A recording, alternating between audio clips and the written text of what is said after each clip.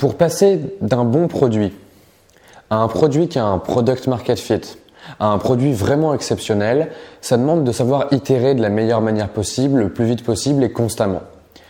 Pour ça, on a vu un peu comment faire au sein du feedback loop dans l'épisode 5, mais maintenant il faut qu'on arrive à organiser ce travail-là pour qu'il soit le plus efficace possible.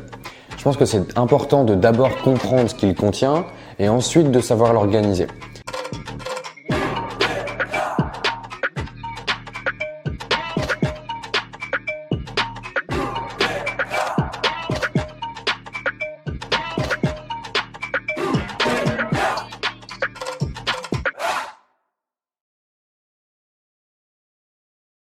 La première chose dont je veux parler en termes d'organisation, c'est du principe de sprint.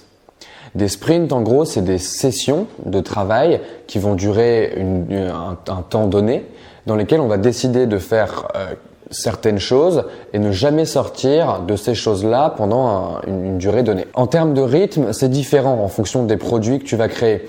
Si tu crées un produit software, logiciel, tu vas avoir des sprints qui vont durer en général 2 semaines, 1 semaine ou 2, alors que si tu crées un produit hardware, tu vas avoir des sprints qui sont beaucoup plus longs et qui te permettent en fait de créer des choses que tu vas pouvoir ensuite modéliser, puis créer, puis usiner, etc. Donc ça va prendre plus de temps de faire un seul sprint, mais par contre la logique d'organisation reste la même. Dans cet épisode, on va parler de software. On va parler de la manière dont on gère une équipe produit si on a un logiciel. Déjà parce que c'est plus facile conceptuellement de s'imaginer à quoi ça ressemble d'améliorer un logiciel, et aussi parce que c'est ça que je sais faire. J'ai jamais fait de hardware et qu'au final c'est plus facile de vous montrer ce qu'on peut faire chez Coup d'État par exemple. Donc on parle de logiciel, mais bon, tu peux partir du principe que c'est la même chose en produit physique, juste sur des durées différentes. Si on fait des sprints, c'est parce qu'il faut arriver à alterner entre planification et exécution. Parce qu'en fait, c'est très difficile de passer de l'un à l'autre régulièrement, dans le sens où la planification est hyper cérébrale, c'est un exercice intellectuel, alors que l'exécution est quelque chose de plus concret finalement. Et passer de l'un à l'autre, c'est un peu ange-démon, c'est un peu à l'opposé, et c'est très facile en fait de se perdre et de dire je vais commencer à construire ce truc-là, je vais commencer à coder ce truc-là par exemple. Et ensuite de se dire il y a une autre opportunité, je vais y passer, et donc au final de jamais rien réussir à exécuter. Le mieux pour illustrer ça, c'est de vous expliquer comment on fait chez Coup d'État pour organiser le développement du produit et comment on fait pour travailler le plus vite possible et le mieux possible. Yo, du coup nous chez Coup d'État, on doit aussi se gérer ce problème, de dire comment est-ce qu'on arrive à faire ce trade-off entre planification, donc quelque chose qui dépend de l'idée qu'on a en interne de son produit et de son avenir, qui est forcément quelque chose de très ambitieux et de très lourd à développer, et l'impératif de sortir des améliorations les plus rapidement possibles sur ton produit. Donc pour ça, on s'appuie sur 2 choses. La première, c'est les insights utilisateurs. Donc qu'attendent mes utilisateurs, quelles sont leurs frustrations premières, et enfin comment est-ce que les changements que je vais apporter à mon produit vont débloquer ma boîte d'un point de vue stratégique. C'est ce qui te permet en fait d'évaluer le rapport entre la valeur qu'une nouvelle feature ou l'amélioration d'une feature existante apporte versus le coût que ça a. Donc en gros le temps et les personnes qui sont mobilisées pour développer ce truc-là. Et donc, en fait comme ça, si tu fais cet exercice à des intervalles les plus réguliers et les plus resserrés possibles, tu t'assures à tout moment de ne travailler que sur le sujet le plus important dans ta boîte. Et c'est pour ça qu'en fait on s'organise en sprint. Donc un sprint, ça dure entre 1 et 3 semaines, généralement c'est 2.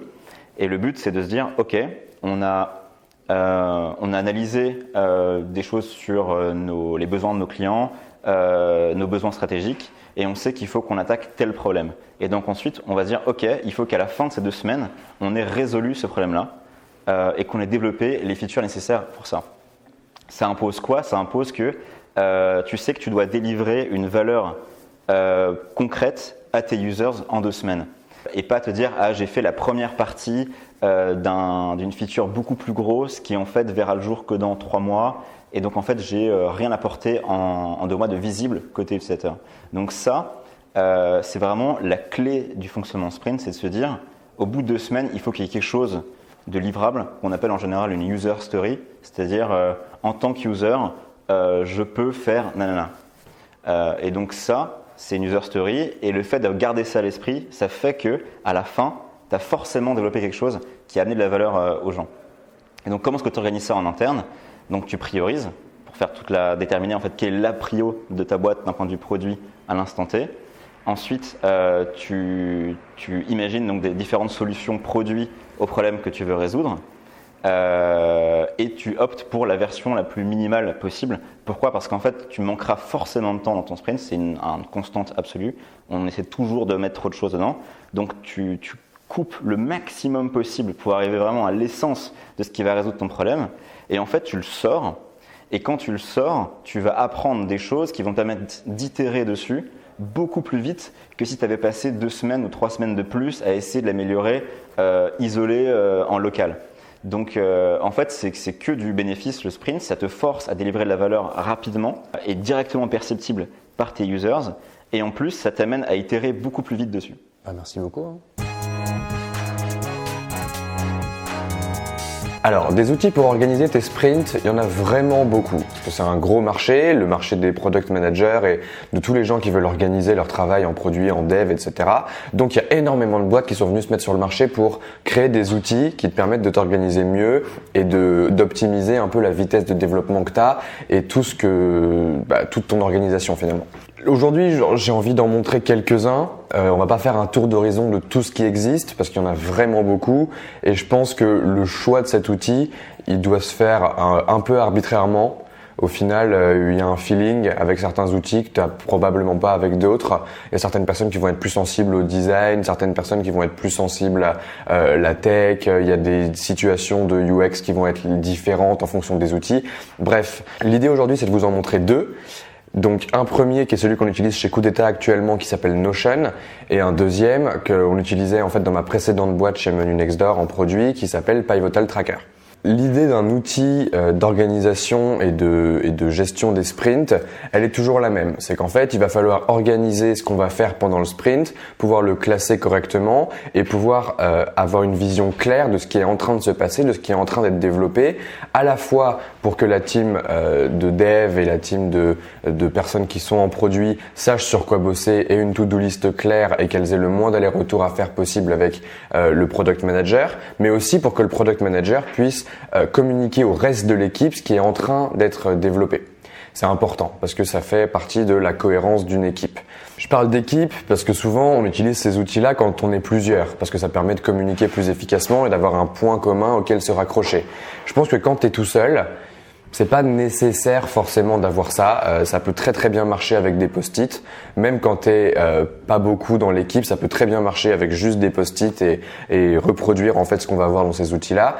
Mais en attendant, je pense que c'est pas mal de se discipliner et d'avoir un outil quand même parce que ça te permet aussi dès que tu as une idée, pouvoir l'écarter de ta tête et de pouvoir la mettre sur un outil et pouvoir y revenir plus tard.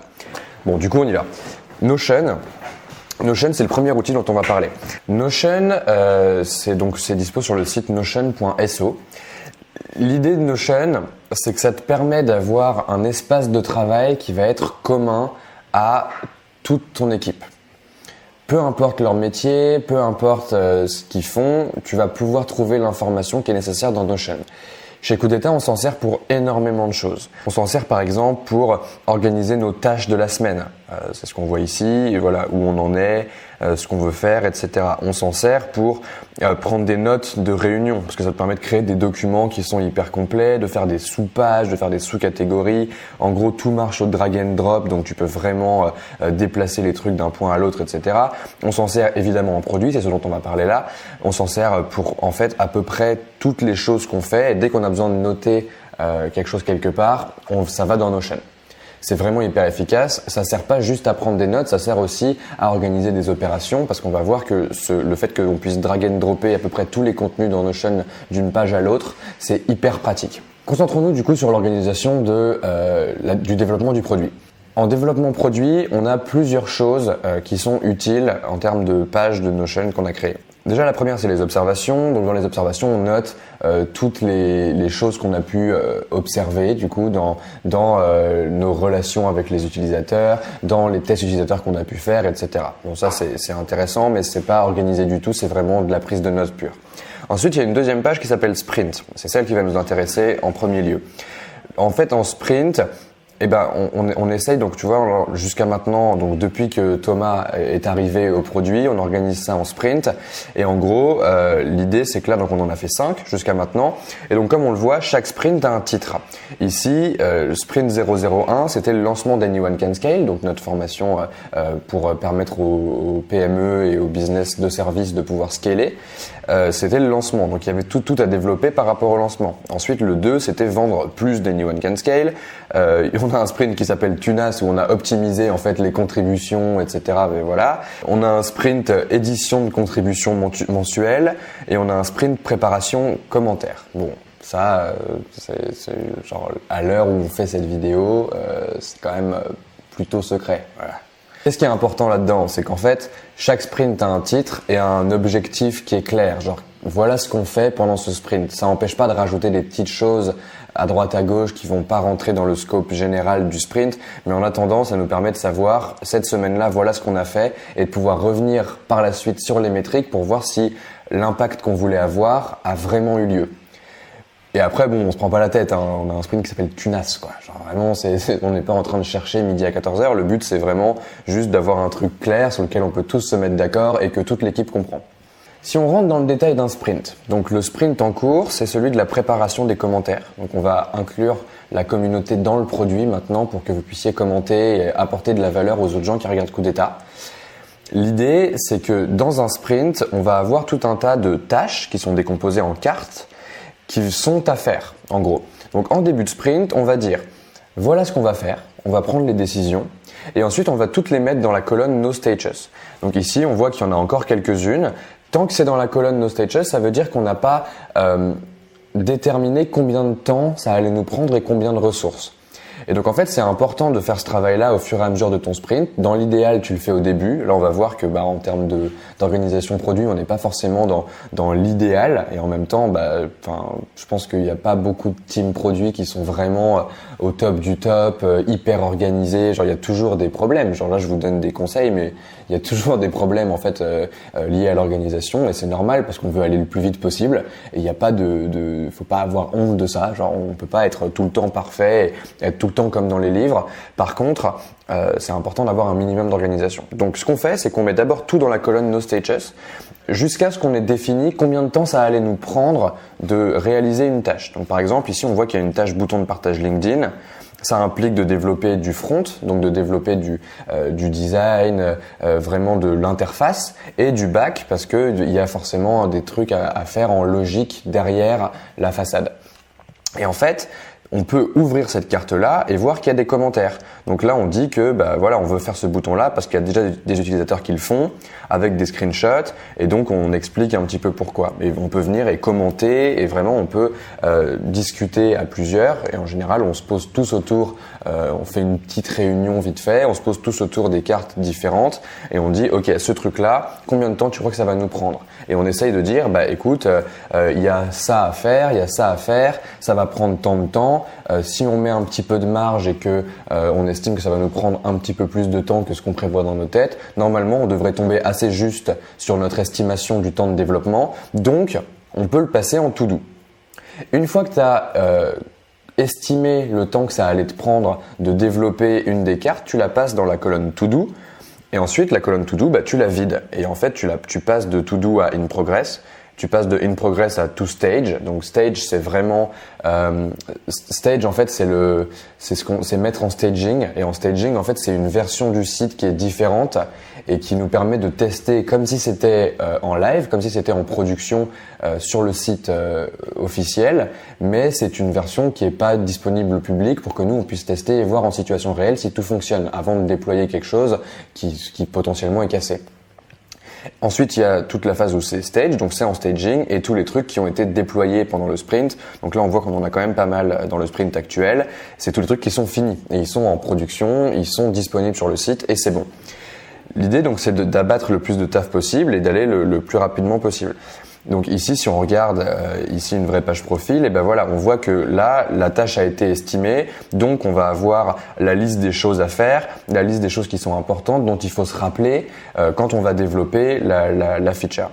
L'idée, c'est dans ces cartes-là et dans cette organisation-là, de manière générale, c'est d'arriver à avoir des titres qui sont compréhensibles par vos parents.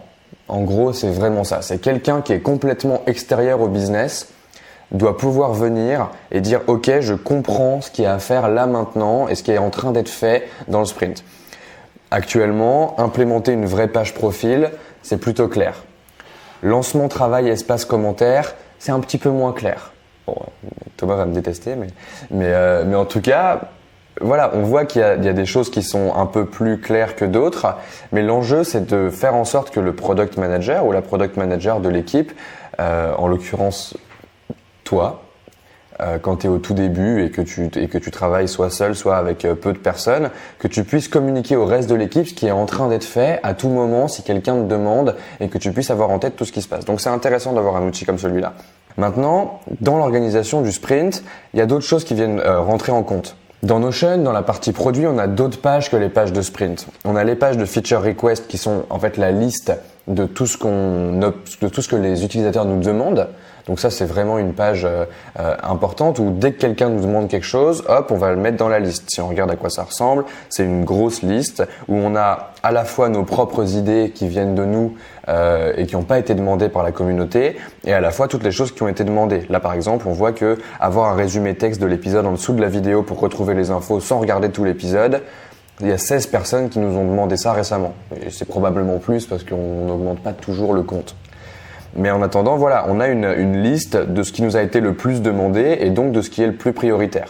L'intérêt de cette page et l'intérêt de Notion, c'est que si on décide là maintenant de développer cette feature-là, eh ben j'ai juste à ouvrir produit, sprint actuel et en fait à glisser ici la carte directement dans le sprint 5. Et donc quand je vais dans le sprint 5, hop, ici on a avoir un résumé texte de l'épisode en dessous de la vidéo pour retrouver les infos sans regarder tout l'épisode.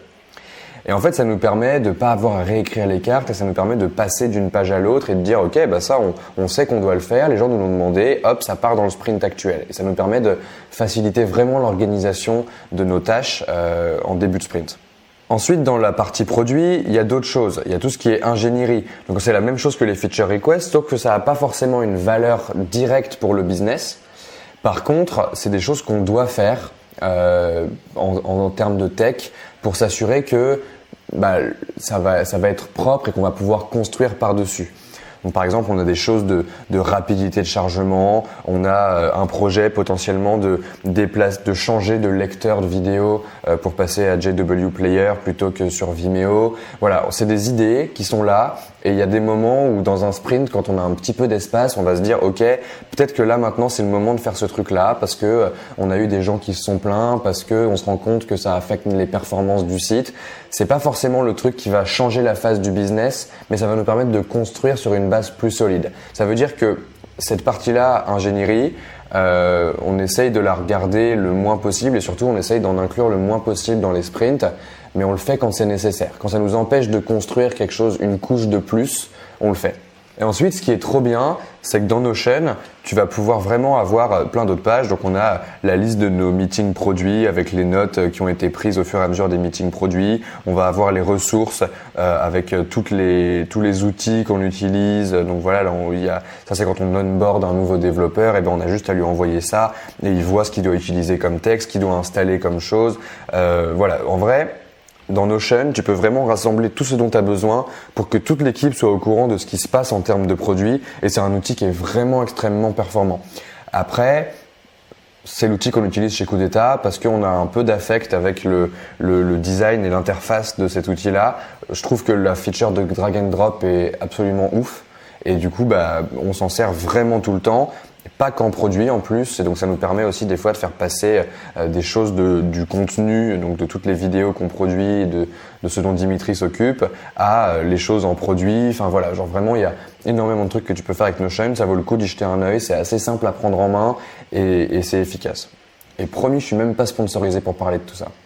Maintenant qu'on a parlé de Notion, on va parler d'un autre outil qui s'appelle Pivotal Tracker et qui est en fait développé donc par une boîte qui s'appelle Pivotal et qui est un outil d'organisation de dev qui est peut-être un peu moins intuitif que Notion ne peut l'être, mais qui est quand même hyper performant et qui va t'aider en fait à scaler la vitesse de ton travail, grosso modo en tant qu'équipe produit. Donc dans Pivotal Tracker, ça va marcher en fonction des projets. Donc c'est pas comme Notion qui va rassembler vraiment l'ensemble des connaissances de la boîte, c'est vraiment focus sur comment organiser tes sprints et le développement de ton produit. Ici donc on va créer un projet, on va l'appeler Test Project. Donc voilà à quoi ça ressemble Pivotal Tracker. En gros, ça te permet donc de créer ce qu'on appelle des stories, donc qui sont les cartes, comme j'ai montré dans Notion juste avant.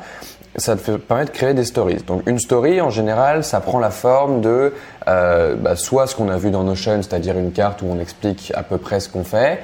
Dans l'idéal, une user story, donc vraiment le fait de développer un bloc qui va apporter de la valeur à un utilisateur, ça s'écrit de la manière suivante. On va dire en tant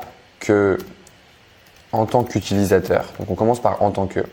Je peux regarder un épisode et le marquer comme vu. Afin de garder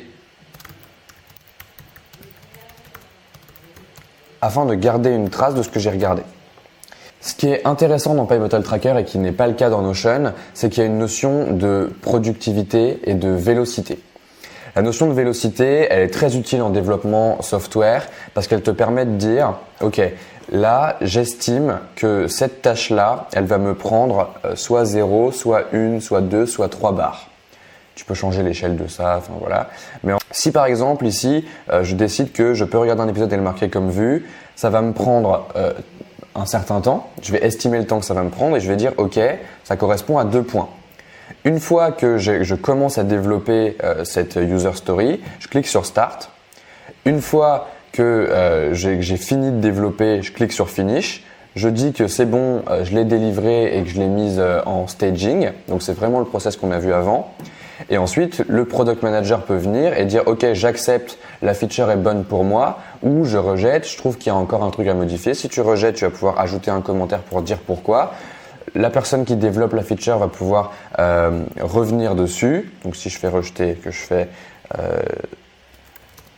ça marche pas, par exemple, ce qui est un très mauvais commentaire, et ben hop, la personne qui développe la feature peut venir et cliquer sur Restart, redire Finish, redire Deliver, jusqu'à ce que la feature soit acceptée.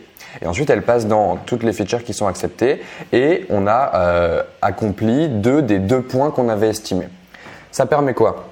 Ça permet que dans le backlog, donc le backlog c'est vraiment la liste des tâches à accomplir, dans le backlog de l'itération actuelle, donc là on parle vraiment du feedback loop et de la boucle générale, ça te permet de regarder, ok, combien j'ai de choses à faire, et pas seulement en termes de nombre de tâches, mais en termes de points, de temps de développement que ça va prendre. Et l'idée c'est qu'en fait, Pivotal Tracker va créer des graphes à partir du nombre de points que tu abats par semaine et va estimer ensuite directement, en fonction du nombre de points que tu assignes à une certaine carte, combien de temps ça va te prendre de développer cette feature. Parce qu'il va dire, ok, en moyenne, pour cette personne, développer une feature qui coûte 2 points, ça lui prend 1 journée. Donc, là, je vois que dans sa liste de tâches, il a 6 features qui coûtent 2 points. Donc, je vais pouvoir lui afficher les dates auxquelles il va normalement devoir délivrer son travail. Et ça te permet en fait d'automatiser ça. Et progressivement, l'outil apprend à connaître ton équipe, à connaître les gens qui la composent, à connaître leur vélocité de travail et te permet de toi agir directement sur la vélocité de travail des membres de ton équipe pour pouvoir les aider. Et ensuite, il y a une deuxième colonne qui est l'Icebox dans laquelle tu vas mettre toutes tes idées qui sont pas à développer maintenant mais que tu pourras développer plus tard. Et ça te permet donc, comme on fait dans Notion avec les feature request ou l'engineering, de pouvoir drag and drop. Donc si là j'ajoute une story où je dis changer le player Vimeo, ce qui fait encore un très mauvais nombre de stories, je vais pouvoir le mettre dans l'Icebox, ça me fait une espèce de grosse to-do list. Je peux éventuellement déjà estimer le temps que ça va me prendre et quand on va organiser le sprint, je vais pouvoir drag and drop la story directement là-dedans jusqu'à ce que quelqu'un décide de soit l'estimer, soit la faire. Qu'est-ce qu'il faut savoir à propos de ces deux outils ? Ce qu'il faut savoir, c'est que c'est très facile de se perdre dans ces outils-là et d'essayer d'optimiser le temps de travail alors que c'est pas nécessaire au départ. Je pense que déjà prendre en main l'outil et s'en servir, c'est intéressant. Je pense que ce soit Notion ou Pivotal Tracker, il faut apprendre à utiliser l'outil pour l'organisation et ensuite se servir des features un peu plus poussées pour essayer d'améliorer la vélocité de développement, essayer d'améliorer tous ces trucs-là.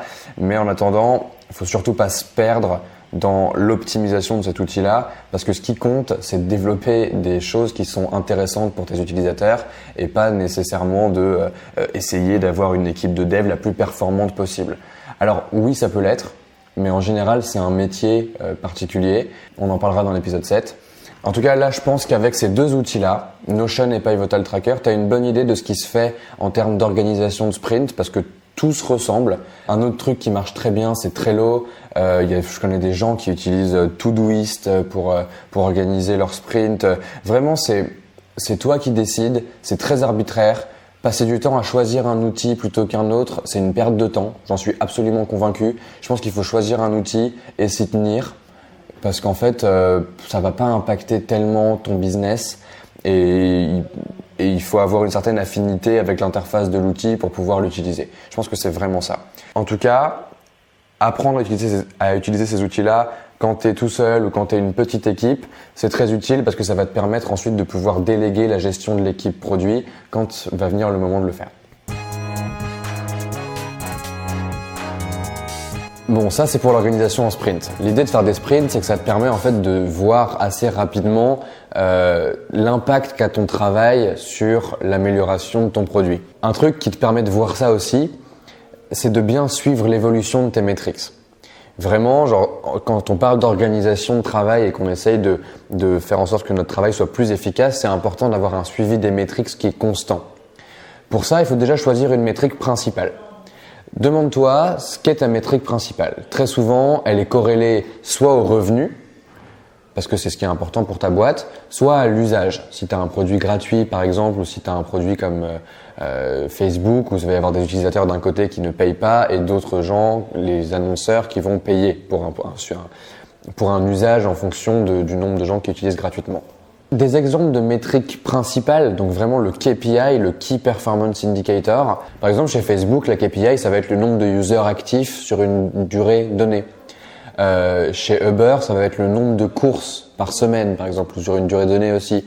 Chez Coup d'État, on va être aussi sur le nombre de users actifs. Donc voilà, vraiment, ça va être différent. Genre sur un business comme Fempo, ça va être le nombre de culottes vendues et le revenu qui a été fait. Donc ça dépend vraiment du produit, mais en tout cas, c'est important d'avoir une métrique principale et c'est important de connaître cette métrique principale en tout temps. Moi, je sais que par exemple, sur Coup d'État, le nombre de users actifs, le mois dernier, c'était 4000. Je sais que le nombre de users actifs sur la semaine dernière, c'était 730. Mais vraiment, je pense que c'est important en tant qu'entrepreneur, en tant que bâtisseur de produits, entre guillemets, c'est important de connaître tout le temps cette métrique principale pour savoir si le travail qu'on effectue et qu'on abat au fur et à mesure des sprints, il a de l'impact sur le business ou si pas du tout. Quand tu planifies ce que tu vas faire dans un sprint, en fait, il y a pas mal de choses à prendre en compte. Déjà, c'est très facile de se perdre dans des données qui sont spécifiques, qui sont vraiment des choses, des détails dans l'application, des optimisations que tu peux mettre en place. C'est bien de regarder ces détails-là, mais c'est toujours bien de les comparer aux métriques générales du business. Donc, je vais revenir sur le tableau que j'avais montré dans l'épisode 4, qui est le tableau dans lequel on rassemble toutes les données du business de Coup d'État. Et en fait, le processus par lequel on passe quand on veut prendre des décisions par rapport au produit, c'est toujours de regarder d'abord ce tableau-là, ensuite de se poser des questions sur pourquoi les métriques sont telles qu'elles sont, est-ce qu'on est en croissance, est-ce qu'on est en décroissance, comment ça se passe, et ensuite prendre des décisions en fonction de la data un peu plus précise, un peu plus détaillée par rapport à ces trucs-là. Donc pour donner un exemple, je vais passer dans le tableau et te montrer un peu genre tout ce qu'on a comme métriques qui sont répertoriées dans ce truc. Donc on a tout ce qui est lié aux vues. Donc on va avoir toutes les vues avec les nombres de vues qui ont été ajoutés par semaine, donc vraiment en absolu, avec la croissance par rapport à la semaine précédente et avec le nombre de vues complètes. C'est une donnée qui nous est donnée par Vimeo. Et donc en fait, voilà, là on n'est pas que dans Mixpanel, ça vient de Vimeo qui nous donne des stats et en fait on va aller sourcer la data du business dans plein d'outils différents qui sont pas forcément traqués par notre app, mais en tout cas elles sont importantes ces données-là parce qu'elles nous permettent de voir si le business est en bonne santé, s'il est en croissance ou pas. Donc tu vois, voilà, je vais aller dans Vimeo, je vais regarder et puis je vais voir le nombre de vues au fur et à mesure et puis je vais aller le répertorier semaine après semaine dans le tableau Excel. Du coup, voilà, donc on a tout ce qui est lié aux vues, on a tout ce qui est lié aux utilisateurs. Donc combien on a d'utilisateurs actifs par semaine, c'est un truc qu'on a commencé à traquer un peu sur le tard. Parce qu'il fallait comprendre en fait ce qu'était un utilisateur actif, ce qu'on voulait être un utilisateur actif en tout cas. Et voilà, au fur et à mesure, ce tableau il s'améliore. Donc on a des données qu'on n'a pas forcément historiquement, mais on a commencé à les traquer depuis le 28 janvier. Donc on a quelques semaines pour voir comment le nombre d'utilisateurs actifs a évolué. Les sign-up, le nombre de gens qui s'inscrivent, le nombre de gens qui ont regardé un épisode, parmi les gens qui s'inscrivent, le nombre de gens qui ont contribué à Coup d'État et donc qui se sont inscrits à un abonnement mensuel pour dire merci et nous aider en fait à soutenir le business financièrement, le revenu que ça a généré, le nombre de formations payantes qu'on a vendues, les podcasts, le nombre d'écoutes de podcasts semaine après semaine, tous les gens qui sont venus à des événements quand il y en a, l'argent que ça a rapporté, Mailchimp, la newsletter, à combien de gens on a envoyé la newsletter, combien ont cliqué dans la newsletter, etc. Voilà, vraiment il y a toutes les métriques du business. Et en fait, ça nous permet quoi? Ça nous permet déjà de pouvoir voir semaine après semaine, est-ce qu'on a fait mieux que la semaine précédente? Et c'est toujours notre objectif, en fait, par rapport au business, c'est que dans tout ce qu'on fait, on fasse mieux que la semaine précédente. On bosse semaine après semaine et on regarde. Si jamais on a fait moins bien que la semaine précédente, on va se poser la question de pourquoi. Pourquoi on a fait moins bien que la semaine précédente? Si jamais on a fait mieux que la semaine précédente, on va aussi se poser la question de pourquoi et on va se poser la question de comment faire encore mieux. Et donc par rapport à ça, ça nous permet de brainstormer, ça nous permet de discuter et de dire ok, là je vois que le nombre de vues complètes entre la semaine du 11-03 et la semaine du 4-03, il a baissé de 14,45%. Pourquoi ? Et là, il y a tout un tas de questions qui vont se poser. Genre, est-ce que c'est parce que la qualité des épisodes était un peu moins bonne? Est-ce que c'était parce que on a changé quelque chose? Oui, non. Est-ce qu'on a changé quelque chose dans le produit, dans le processus d'onboarding? Ou est-ce qu'on a changé la page et ça a fait baisser la métrique, etc. Ça n'est possible que parce qu'on a quand même des datas qui sont conséquentes. On a un certain nombre de personnes qui vont regarder nos vidéos et du coup, on peut tirer des conclusions parce que s'ils étaient 10, ça ne permettrait pas de conclure quoi que ce soit avec 14% d'écart. Mais en tout cas, là, ils sont beaucoup. Donc, on peut se demander, mais pourquoi donc il y a une baisse à ce niveau-là? Et on peut émettre des hypothèses. Dans ce cas-là, honnêtement, c'est difficile pour moi d'émettre des hypothèses. Je vais pouvoir croiser ça avec des feedbacks que j'ai eus sur l'épisode de la semaine dernière. Je vais pouvoir poser des questions aux utilisateurs sur comment ça se fait que vous n'avez pas forcément regardé les épisodes en entier. Enfin voilà, mais en tout cas, le fait d'avoir cette data du business, qui est pas forcément une data traquée par Mixpanel, mais par d'autres outils, ça me permet de prendre des décisions par rapport à la réalité du terrain et ce que les gens font vraiment avec l'application Coup d'État. Du coup, voilà. Et en fait, on va se poser la question pour tout un tas de trucs. Si on prend un autre exemple et qu'on prend Mailchimp. Bon, Mailchimp, on envoie grosso modo une newsletter à 60 000 personnes toutes les semaines, mais c'est en baisse parce qu'il y a toujours des gens qui se désinscrivent. C'est une base email qu'on a construite depuis 5 ans, donc il y a des gens qui ont entendu parler de Coup d'État il y a 5 ans, sont inscrits à cette base email, reçoivent nos mails aujourd'hui, donc ils se désinscrivent. Donc c'est normal, ça fait quelques semaines qu'on perd chaque semaine beaucoup de gens dans cette newsletter, mais c'est normal. Il faut que les gens, on leur laisse le choix en fait. On leur laisse le choix de rester abonnés à la newsletter ou non. S'ils aiment le contenu, tant mieux. S'ils aiment pas le contenu, tant pis. On va pas les forcer. Il y a pas de design chez Coup d'État qui veut forcer les gens à rester chez nous. C'est pas du tout le but. Mais par contre, donc, on peut regarder. Ok, là, par exemple, la semaine du 4-03, on a eu 19 590 personnes qui ont ouvert le mail qu'on a envoyé, contre 13 120 la semaine précédente. Donc c'est bien, ça veut dire qu'on a amélioré quelque chose, ça veut dire que vraiment, peut-être que le titre de la newsletter était intéressant, peut-être que voilà. Et en fait, on peut corréler ça directement, comme c'est dans le même tableau, c'est hyper facile, on peut regarder. Genre là, on a eu donc 13 120 personnes qui ont ouvert le mail, 927 personnes qui ont cliqué dans le mail, et comment ça a influencé on peut faire une hypothèse sur le fait que ça ait influencé le nombre de sign-up. Donc si on regarde, donc ici on est la semaine du 25-02.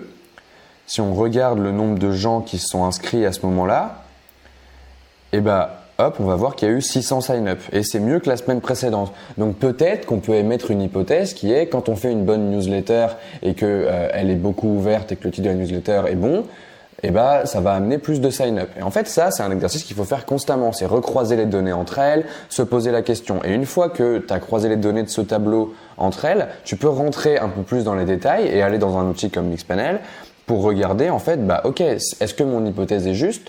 Est-ce que le nombre de sign-up a effectivement été influencé par le nombre de gens qui ont cliqué sur la newsletter ? Une fois que tu as émis cette hypothèse-là et que tu te dis, ok, potentiellement la newsletter nous a rapporté plus de sign-up, bon, ça a l'air d'être ok, mais je pense que c'est important de le vérifier. On va aller dans Mixpanel, on va aller regarder une propriété qui est un peu plus en détail. Donc on va aller dans le sign-up funnel, le truc où on va voir la différence entre sign-up et episode watched. Donc on a 2742 personnes qui ont sign-up et en fait on peut aller trier et regarder si les gens qui se sont inscrits récemment étaient par exemple inscrits à la newsletter Coup d'État. Et donc on voit que, est-ce que c'est vrai ou faux, on en a 682 qui ont sign up avec qui étaient abonnés à la newsletter Coup d'État, sur 2742 en tout. Donc potentiellement, ça veut dire que ça fonctionne, ça veut dire que c'est vrai. En gros, mon argument au global, c'est de dire qu'il faut tout le temps se poser sur les métriques du business, celles qui sont les plus larges possibles et qui sont importantes et qui peuvent démontrer d'un impact sur la bonne santé du business, et ensuite se poser les questions dans des outils comme Mixpanel qui sont un peu plus précis, de savoir pourquoi ces métriques varient comme elles varient. Et il faut observer ça, le faire le plus régulièrement possible, et en général on le fait en début de sprint pour pouvoir décider ce qu'on va construire après par rapport à ces observations-là, et sans jamais partir à l'aveugle à partir de juste une idée qu'on a ou de juste un feedback utilisateur un peu isolé, parce qu'on a besoin de mettre en place des choses qui vont aider la croissance du business. En plus de ça, pour bien suivre les métriques, je pense qu'il faut se poser la question très régulièrement. Chez Coup d'État, je le fais toutes les 2 semaines, de comment on fait le suivi du funnel AR. Donc vraiment se poser la question de, ok, en acquisition, où on en est, en activation, où on en est, qu'est-ce qu'on peut améliorer, en rétention, où on en est, en référal, en revenu, et se poser vraiment la question le plus régulièrement possible pour challenger constamment les idées qu'on peut avoir et les hypothèses qu'on peut émettre, et avoir cette discipline de se remettre sur le funnel AR et de réécrire des choses et de rebrainstormer dessus régulièrement. Ça te permet de planifier de la meilleure manière. En fait, c'est ça qui a comme intérêt avec les métriques, c'est un bon suivi de métriques, et ça te permet de planifier de la meilleure manière, sans perdre de temps, et de limiter les mauvaises décisions que tu peux prendre. Et chez Coup d'État, comme disait Thomas, on fait ces weekly meetings où une semaine sur 2, ça va être le lancement d'un nouveau sprint. Donc on va parler de toutes les idées qu'on a, de comment on priorise, etc. Et une semaine sur 2, ça va être juste un petit point sur où on en est dans le sprint actuel. Mais en fait, ça nous permet d'avoir des moments où on va émettre des hypothèses en fonction des chiffres, en fonction de tout ce qu'on a appris pendant nos observations au fur et à mesure, et ensuite de pouvoir se focus et d'exécuter le plus rapidement possible. Donc la combinaison sprint et métrique, en fait, elle te permet d'assurer un développement du produit qui est optimal en termes de timing et en termes de force de frappe finalement. Organiser son travail, c'est important. C'est important de savoir comment gérer son timing, etc. Un autre truc qui est très important dans l'entrepreneuriat en général, mais aussi dans la création d'un produit, c'est de savoir prendre les bonnes décisions. J'irais même jusqu'à dire que c'est le truc le plus important. Une bonne décision produit, c'est une décision qui amène de la croissance. Point. Est-ce que cette décision amène de la croissance ? Oui, on le fait. Est-ce que cette décision n'en amène pas ? Non, on le fait pas. Vraiment, c'est essentiel. C'est la base de tout. Le mieux, c'est de brainstormer, en fait, au début de chaque sprint, d'émettre des hypothèses en fonction de la data, en fonction des observations, et de dire, ok, quelles sont les idées qu'on a qui vont nous permettre d'avoir de la croissance ? Pour ça, pour faire un brainstorm, il y a un concept qui est intéressant, qui est un concept qui a été un peu théorisé par plein de gens différents et qui est très utilisé en design thinking, même si je suis pas un grand fan de ça, qui est le double diamond. Donc le double diamant, c'est vraiment une méthodologie qui dit, ok, on va partir des problématiques qu'on a, on va partir d'une observation, Et on va ouvrir le champ des possibles et donner toutes les idées possibles et toutes les hypothèses possibles sans en exclure aucune.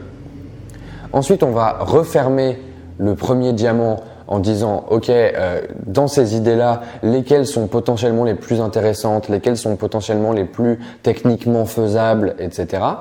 Et ensuite, une fois qu'on a fait le tri et qu'on a un nombre limité d'idées et d'hypothèses qu'on pourrait développer, on réouvre le diamant en disant ok, comment on peut faire pour améliorer ces idées-là, faire en sorte qu'elles soient encore plus riches et que ce soit des encore meilleures hypothèses.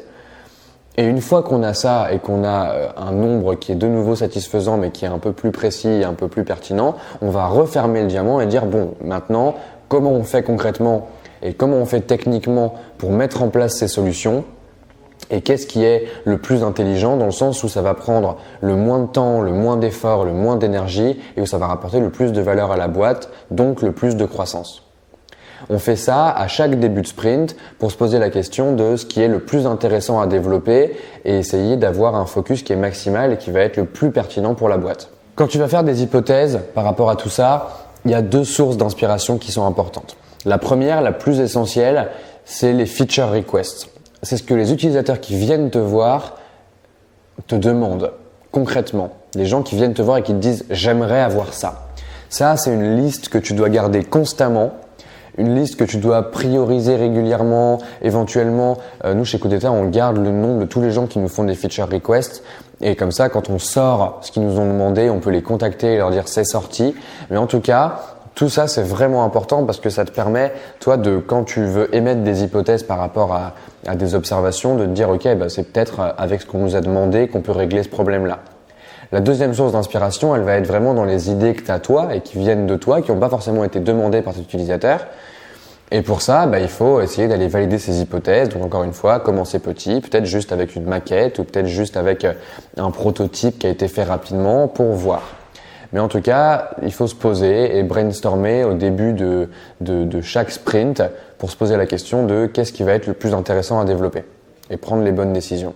Si tu arrives à instaurer un principe de sprint qui fonctionne, qui est sur un bon timing, et que pour chaque sprint, tu prends des bonnes décisions qui sont vraiment éclairées en fonction des données que tu as collectées, en fonction des discussions que tu as pu avoir avec tes users, et que tu sais vraiment comment prioriser ton travail, et qu'en plus de ça, à chaque itération, tu améliores ton produit et qu'il plaît à de plus en plus de monde, je pense que tu as fait le tour de tout ce qu'il y a à savoir sur la création d'un produit.